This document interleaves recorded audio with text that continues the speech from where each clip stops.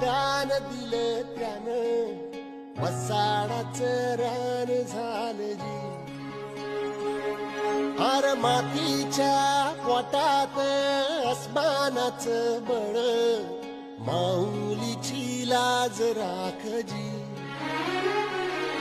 या विनमिन त्या दिव्याला तू साकड घाल यात